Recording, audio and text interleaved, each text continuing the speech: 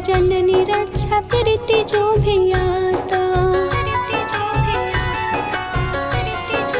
हाँ हाँ तू ही दयालु दीन दुखियों की माता। हे जग जननी रक्षा करती जो भी आता। पाँव पूजे प्रिया हर लो परेशानी। तू ही है विंध्याचल महारानी। पाँव पूजे प्रिया हर लो परेशानी। तू ही है विंध्याचल